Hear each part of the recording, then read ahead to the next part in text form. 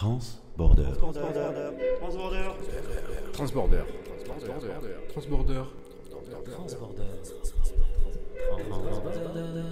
Transborder, les savoirs suspendus des bibliothèques. Bienvenue dans le podcast Transborder, les savoirs suspendus des bibliothèques. Un podcast mensuel autour d'un invité, une conférence ou un événement culturel agrémenté d'une chronique littéraire, musicale ou artistique. Ce mois-ci, nous mettons en lumière la jeunesse, fête les 20 ans de l'Alcazar avec Aude Léonard. Bonjour Aude. Bonjour. Merci d'avoir répondu présent à notre invitation. Vous êtes intervenu dans le cadre des 20 ans de l'Alcazar, plus précisément autour de l'exposition La jeunesse, fête les 20 ans de l'Alcazar. Vous êtes illustratrice photographe. Vous œuvrez dans l'univers de la littérature jeunesse, jonglant entre projets d'auteurs, commandes et ateliers auprès d'enfants et adultes. En ce moment, vous participez à l'exposition dans l'allée centrale de l'Alcazar, et ce, jusqu'à la fin de l'année. Et vous avez fait une performance également d'illustration pop-up lors de l'inauguration le 9 novembre. Vous avez aussi varié les plaisirs de l'imagination en créant une version géante d'un jeu, un jeu au titre mystérieux, jeu du Qui tu fus aux éditions Motus. À ce sujet, vous pouvez nous en dire un peu plus sur ce jeu géant en fait? Oui, alors bonjour. Alors le jeu du Qui tu fus, en réalité c'est un recueil de poèmes, mais au lieu d'avoir été publié sous la forme d'un livre dont on tournerait les pages, un format classique de livre, il a été imprimé sous la forme d'un jeu de cartes, donc ça en fait un objet un peu plus ludique. Et donc sur chaque carte on retrouve on peut lire un poème de David Dumortier. D'accord. Et un poème donc, que j'ai illustré sur l'autre face de la carte. Donc c'est un format à peu près d'un format tarot un petit peu. Ouais, voilà, format jeu de tarot. Ouais.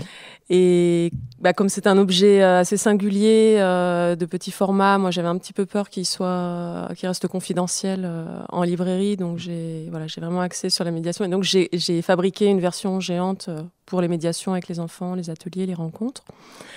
Et sinon, pour parler un peu plus des images, et de la thématique du jeu, donc c'est sur En fait, on tire une carte pour savoir l'animal qu'on a pu être dans une vie antérieure. Ah, c'est pour ça que le jeu du Qui tu fus. Qui tu fus, voilà. Et c'est un animal totem, c'est ça? Voilà, animal totem.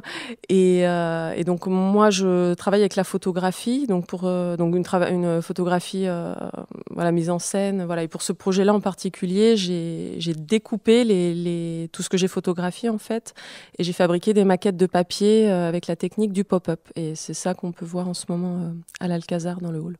D'accord. Vous avez travaillé donc, comme vous le disiez, avec David Dumortier, qui est écrivain, poète et auteur jeunesse, mais vous collaborez avec d'autres auteurs. Y a-t-il différentes façons de travailler avec des écrivains? Alors, oui, bien sûr.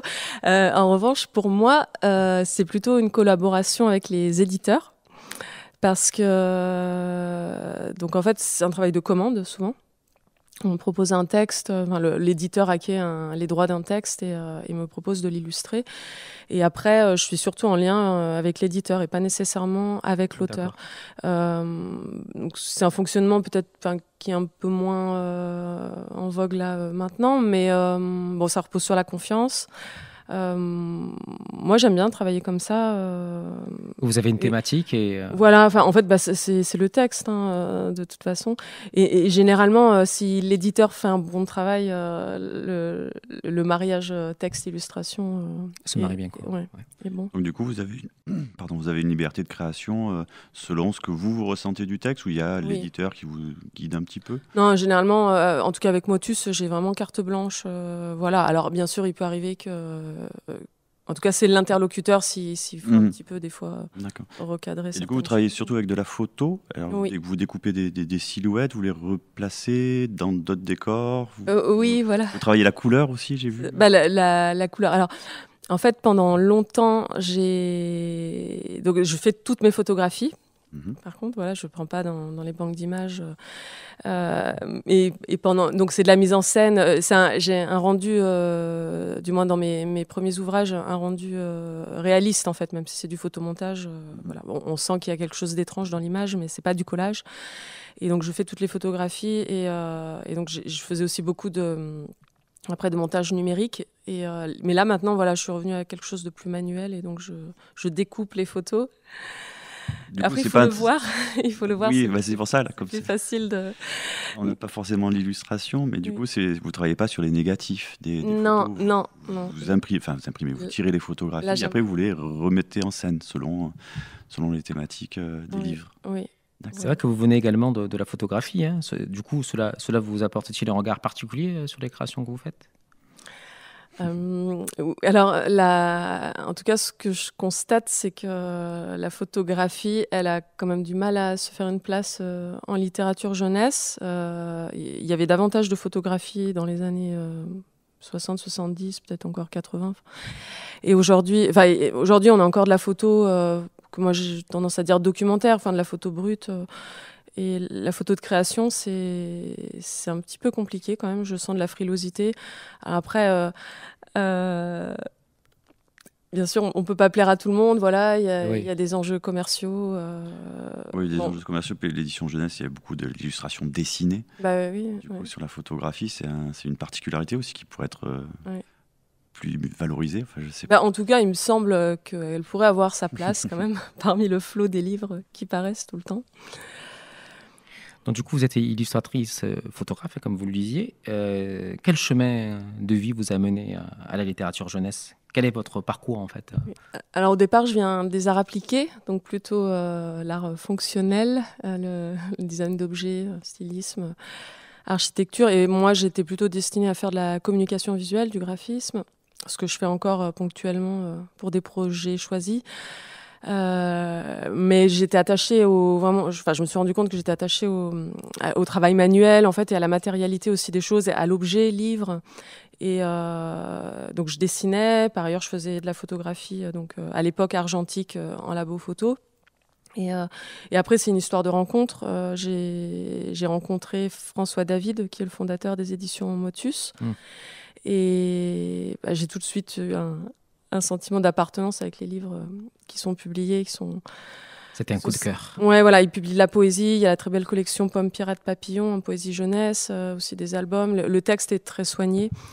Et je me suis dit, c'est peut-être là que je peux avoir une place. Et on s'est rencontrés. Mon travail photographique lui a plu. Et donc, après, il m'a fait confiance. On a signé un premier contrat. Du coup, j'avais juste une question, parce que je ne connais pas toute votre production, mais il y a des livres que vous avez fait de A à Z, c'est-à-dire sans un écrivain ou un scénariste, ou que vous avez fait juste le texte et des photos. Alors pour l'instant, non. Et je crois en fait que je crois que le travail d'illustration me convient très bien, mais parce que j'ai des velléités d'écrire. J'écris là en ce moment, j'essaye, mais c'est compliqué. Je fais des projets trop singulier, ovni, voilà, j'ai du mal à trouver des éditeurs, à bon entendeur.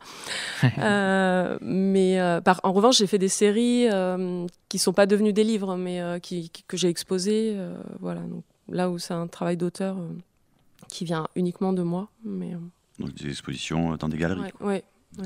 Comme vous le disiez, vous créez sur plusieurs thématiques, poésie, recueil d'albums. Est-ce que vos propres souvenirs d'enfance influe sur vos créations, en fait? D'où vous puisez cette imagination, en fait? Alors, mon enfance, j'imagine inconsciemment, oui. Après, là, c'est plus l'enfance de mes enfants. Oui. Et notamment, une source inépuisable. Oui, voilà. Et notamment, pour le jeu du qui tu fus, ça m'a paru évident, en fait, donc sur la thématique de l'animal, j'aurais pu représenter des animaux, mais ça m'a paru évident de le prendre sous l'angle du déguisement, parce que voilà, mes enfants, ils rentrent à la maison, ils sont en slip, ils se déguisent. Voilà, donc c'était assez facile. C'est naturel chez eux. Et donc, je les ai sollicités pour se costumer et poser. Voilà, et on a fait ça assez joyeusement. Donc, ce sont vos enfants qui sont sur toutes les photos? Voilà, ce sont mes enfants. D'accord, ok. Un scoop. Ils sont bien déguisés, du coup on les reconnaît pas. Ben voilà, oui. Alors, comme il y a la photographie, c'est peut-être pour ça aussi que c'est un peu compliqué parfois, c'est que ça pose la question du droit à l'image. Ce sont vos enfants. Et voilà, ce sont mes Vous enfants. avez signé. Mais, En général, oui, c'est mais complexe. j'essaie d'avoir un usage un peu délicat quand même. Donc voilà, ils sont grimés, ils sont masqués. Et comme d'ailleurs avant, je me photographiais aussi beaucoup, je me costumais, donc avoir des enfants, donc je faisais tous les personnages. Et Vous êtes polymorphe, quoi. voilà, mais donc pareil, je me grimais. Voilà.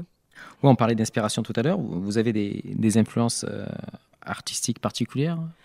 Alors oui, beaucoup. Au départ, le cinéma de Jacques Tati. En bande dessinée, il y a le très onirique Little Nemo de Winsor McCay et aussi le psychédélique Philémon de Fred. Il y a aussi le travail de Sarah Moon qui a fait des adaptations photographiques et cinématographiques de contes de Perrault et Anderson. Puis en photographie aussi, il y a Jan Sodek, un photographe tchèque. Et puis Gilbert Garcin aussi, voilà, qui est très drôle et qui aussi donc découpe ses photos, se met en scène, voilà, des photos en noir et blanc. D'accord, donc vous inscrivez dans cette lignée Voilà, de travail autour de la photographie, de détourner les images quelque part. Oui. Et Jacques Tati, effectivement, sur les noirs et blancs et couleurs assez à plat. J'ai des images de jaune là qui me viennent et de bleu. Du coup, il y avait donc à l'Alcazar, vous avez animé un atelier pop-up, parce que c'est une autre pratique aussi qui est en 3 dimensions. Oui. Ça change votre regard sur vos créations, parce que vous partez d'une photographie à plat et puis vous la mettez en pop-up, ou c'est complètement différent? Oui, non, c'est vraiment différent. Oui, ça me demande vraiment une autre gymnastique de travailler en volume. Ouais. 3 dimensions, donc c'est vraiment, oui, non, c'est pas du tout pareil que. Et ça se base sur des photos au départ? Oui, Support-là? Oui, bien sûr, oui. Il y a je sais pas comment dire, mais les images viennent en tête. Alors après, le point de départ, c'est les mots, des images surgissent. Je fais des esquisses, hein, comme n'importe quel illustrateur. Et après, je collecte tout ce dont j'ai besoin, les costumes, accessoires. Voilà, je réfléchis au modèle, aux lieux dans lesquels je vais faire les photos. Mais c'est vrai que de travailler en 3D, c'est encore. Il y a une dimension en plus. Et cette pratique-là de pop-up, vous êtes formée toute seule? Au départ, justement, n'ayant pas de formation, je découpais, mais ça tenait pas. Puis c'était éphémère, je pouvais rien garder, donc je mettais en scène. Mais après, voilà, donc j'ai fait une formation pop-up. D'accord. Et donc ça me permet maintenant d'avoir des objets que je peux conserver. Non, mais c'est bien de savoir le processus intellectuel d'une création, en fait. Et quel conseil donneriez-vous à quelqu'un qui souhaite se lancer du coup dans l'illustration jeunesse, un peu comme vous? Oui. Je pense que j'ai pas de conseils à donner, mais ce que je constate, c'est que c'est difficile quand même. Hein. Moi, je trouve, il y a un embouteillage quand même dans l'édition jeunesse. Il y a beaucoup de livres qui paraissent, mais il y a beaucoup d'inertie. Il faut être capable de le gérer, d'être patient. On ne peut pas vivre des droits d'auteur, ça, je pense que tout le monde le sait, mais il faut le dire encore. Et voilà, et donc ça demande d'être polyvalent quand même, de faire beaucoup de médiation, d'ateliers. Voilà, mais après, si l'envie est là, il faut le tenter parce que je trouve que ce qui est le plus précieux, c'est la liberté qu'on a de pouvoir aussi organiser son temps. Ouais. Du coup, de ce fait, vous avez des projets à nous dire, pour nous faire saliver un peu des projets à venir? Donc toujours des projets d'écriture, voilà, mais bon, à savoir s'ils trouveront une place ou quelle forme ils prendront, ça sera. Vous avez finalisé déjà ou j'en ai un qui est pas mal avancé, oui. On spolie un peu ou Comment? On spolie un peu ou on garde ça secret? Il s'appelle Maman déborde. Voilà. Voilà. Et sinon, c'est vrai que la performance que j'ai faite à l'Alcazar m'a donné envie peut-être d'aller vers le spectacle vivant. Ça, c'est quelque chose. Et vraiment le mouvement. C'est ça que j'avais envie de poser aussi comme question, parce que c'est vivre uniquement d'illustration et de droits d'auteur, ça c'est pas possible. Il y a tout ce côté rapport aux enfants et de la médiation et de la co-création peut-être. Est-ce que ça, c'est... Parce que là, c'était un spectacle, c'est vous qui avez créé devant les yeux ébahis des enfants. Et c'était très beau. Donc, c'est pas un conseil, mais c'est aussi être dans les littératures jeunesse, c'est avoir une espèce de multiples cartes à jouer, que ce soit la création, l'illustration, le spectacle et l'animation d'atelier. Je ne sais pas si on peut dire simplement atelier. Mais d'ailleurs, les collaborations, enfin là, c'est ce que j'ai vraiment apprécié pour la performance, c'est de pouvoir collaborer, puisque donc moi j'ai fait la partie image, mais c'est Dominique Robert, qui est bibliothécaire à l'Alcazar, qui a fait une création sonore. Je lui avais proposé comme point de départ les poèmes. Il a vraiment fait une illustration des poèmes. Très bon sonores. guitariste, on le connaît. Et ça, c'était vraiment... Enfin, moi, ça m'a porté. C'est chouette. C'est pour ça. J'ai envie maintenant de collaboration. Oui, c'est une belle ivresse culturelle, en fait. Oui. Ben, merci beaucoup, Aude. Ça a été un vrai plaisir de vous rencontrer. Merci. À bientôt. Au revoir.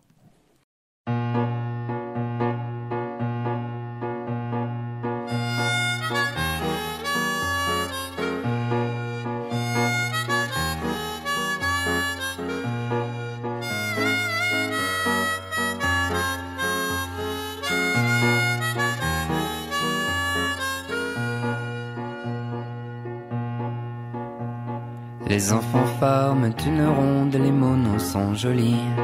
À l'issue est belle, tête blonde au terme de Choucy.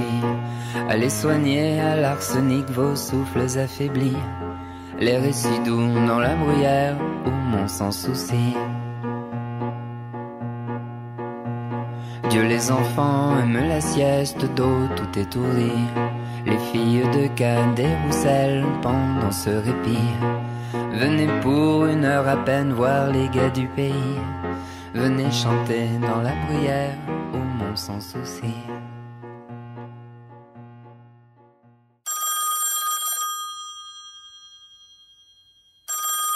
Oui, c'est qui? C'est la parole du lecteur.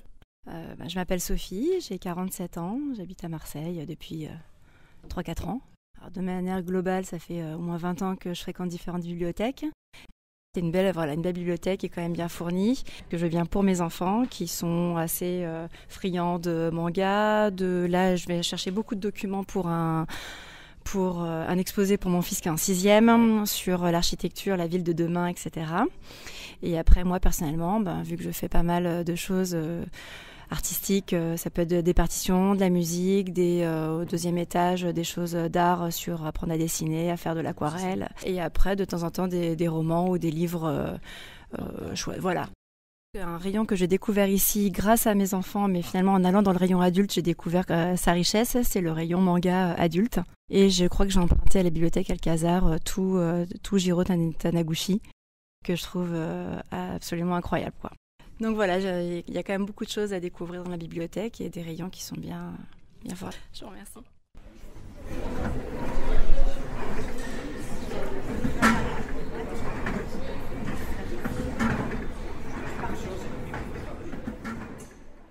La chronique du bibliothécaire. Bonjour, je m'appelle Soazic et je travaille au fonds rare et précieux de l'Alcazar. Je vais vous parler aujourd'hui d'une nouvelle de Zola dont nous avons la chance de conserver le manuscrit original. Entré dans les collections en 2023, ce manuscrit fait partie des dernières acquisitions de la bibliothèque. Il a pour titre « Esquisse parisienne, les repoussoirs ». Il s'agit d'un document unique, témoin de l'imagination de Zola et de ses réflexions durant l'écriture. On y retrouve au fil des pages les ratures, les reprises, les corrections de l'auteur. Le texte a été publié pour la première fois à Marseille le 15 mars 1866 dans la revue La Voix Nouvelle, une revue que nous conservons également au fonds patrimoniaux. Émile Zola, figure emblématique du naturalisme, nous offre dans cette nouvelle une satire mordante de la société parisienne du XIXe siècle. C'est un des premiers textes de Zola qui a 26 ans au moment de sa rédaction. Dans cette chronique, Zola nous brosse le portrait de Durando, un entrepreneur opportuniste qui souhaite monter une agence de repoussoirs. Autrement dit, des femmes laides, mises à la location pour sublimer la beauté de celles qui en feraient la demande. Je vous lis un petit extrait. Vous avez certainement rencontré parfois des femmes allant 2 par 2 sur les larges trottoirs. Elles marchent lentement, s'arrêtent aux vitrines des boutiques, avec des rires étouffés, et traînent leurs robes d'une façon souple et élégante. Elles se donnent le bras comme deux bonnes amies, se tutoient le plus souvent, presque de même âge, vêtues avec une égale élégance. Mais toujours, l'une est d'une beauté sans éclat, un de ces visages dont on ne dit rien, on ne se retournerait pas pour la mieux voir, mais s'il arrive par hasard qu'on l'aperçoive, on la regarde sans déplaisir. Toujours, l'autre est d'une atroce laideur, d'une laideur qui irrite, qui fixe le regard, qui force les passants à établir des comparaisons entre elle et sa compagne. Alors, au fil de la nouvelle, le narrateur nous raconte comment ce Durando a pensé à monter ce commerce et les péripéties qui furent les siennes au moment de recruter ces femmes laides. Au-delà de cette intrigue un peu loufoque, Zola nous fait une véritable satire sociale et il dénonce à travers sa nouvelle la superficialité de la société. La beauté est réduite à un simple critère esthétique, un objet de consommation, de spéculation. Il dénonce aussi le conformisme. Les personnages de la nouvelle se soumettent aux diktats de la mode et de la beauté, sacrifiant leur individualité sur l'autel de l'apparence. Enfin, l'hypocrisie est dénoncée. Derrière les sourires et les compliments se cachent des jugements cruels et des rivalités féroces. Les Repoussoirs, c'est une parfaite illustration du naturalisme de Zola. L'auteur décrit avec précision les personnages et le milieu social, mettant en évidence les déterminismes sociaux et les mécanismes psychologiques qui les animent. Les thèmes abordés sont la beauté et la laideur. Zola explore les notions de beauté et de laideur en montrant combien elles sont construites socialement et comment elles peuvent être utilisées comme moyen de domination. Ensuite, l'argent. Il est omniprésent dans la nouvelle, il corrompt les relations humaines, il régit les comportements.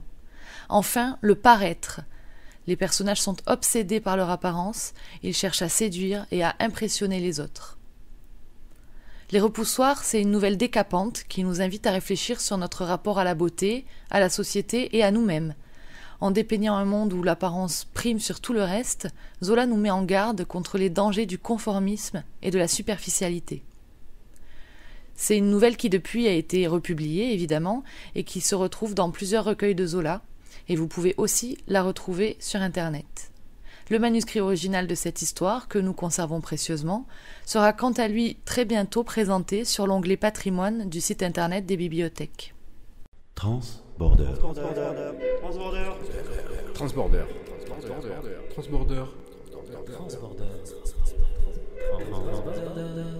Transborder. Les savoirs suspendus des bibliothèques.